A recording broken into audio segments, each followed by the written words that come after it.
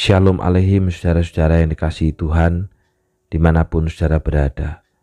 Kiranya damai sejahtera yang dari sorga melimpahi saudara-saudara.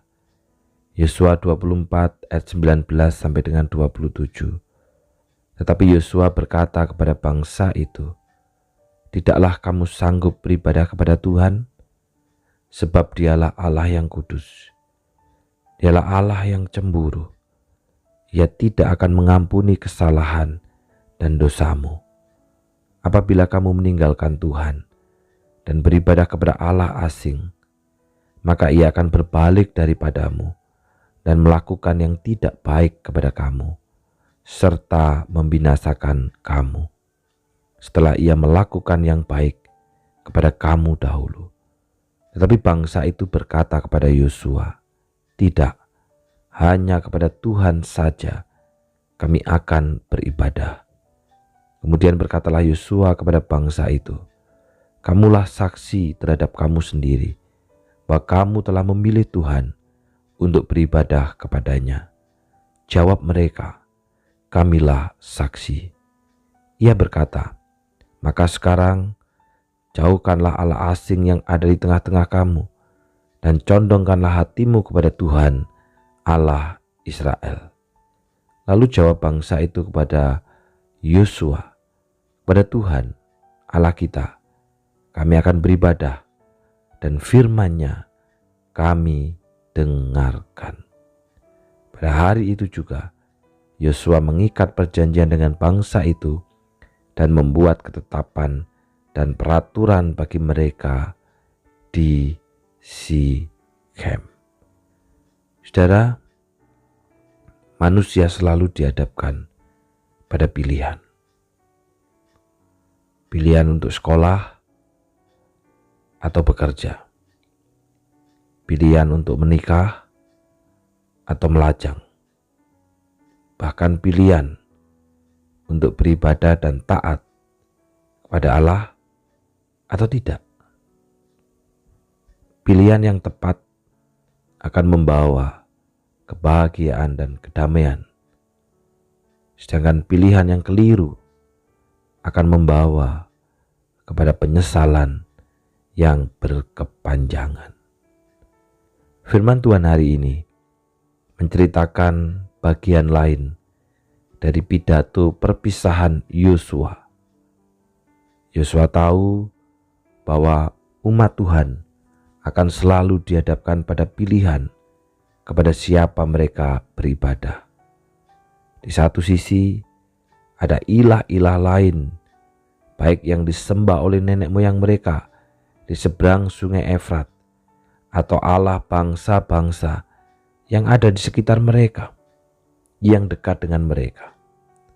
Tetapi di sisi lain juga ada Tuhan Allah semesta alam yang telah membawa mereka keluar dari Mesir dan masuk ke tanah perjanjian, yang telah mengikatkan janji kepada mereka dan menjadikan mereka sebagai harta kesayangan milik Allah di antara segala bangsa. Beribadah kepada ilah-ilah lain merupakan pilihan yang bisa menggoda umat karena berbagai alasan. Namun, penyembahan kepada ilah-ilah lain tidak dikenan oleh Tuhan karena Dia adalah Allah yang cemburu. Dikatakan dalam ayat 23, "Maka sekarang jauhkanlah Allah asing yang ada di tengah-tengah kamu dan condongkanlah hatimu kepada Tuhan Allah Israel." Dalam terjemahan bahasa Indonesia sehari-hari, "Kalau begitu, singkirkanlah ilah-ilah bangsa-bangsa lain yang ada padamu itu," kata Yosua, "dan berjanjilah bahwa kalian akan setia kepada Tuhan Allah Israel." Dalam hal ini, umat harus memilih dengan tegas.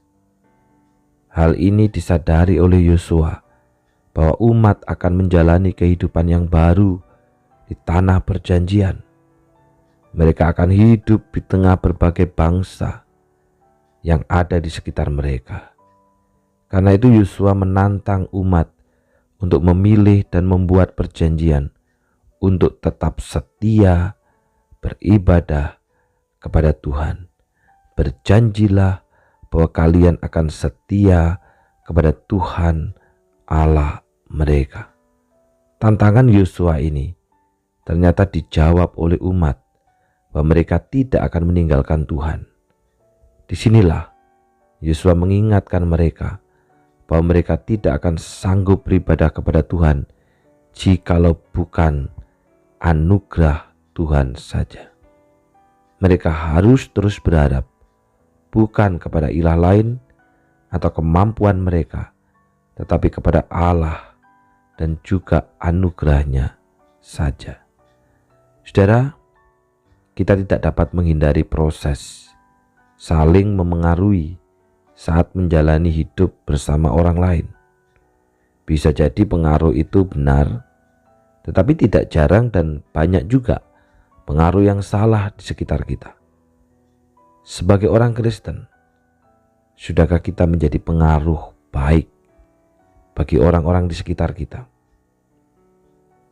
Sudahkah kita menjadi pengaruh baik bagi keluarga kita, bagi suami kita, bagi istri kita, bagi anak-anak kita? Jika sebelumnya mereka tidak kenal Tuhan, sekarang kenal Tuhan.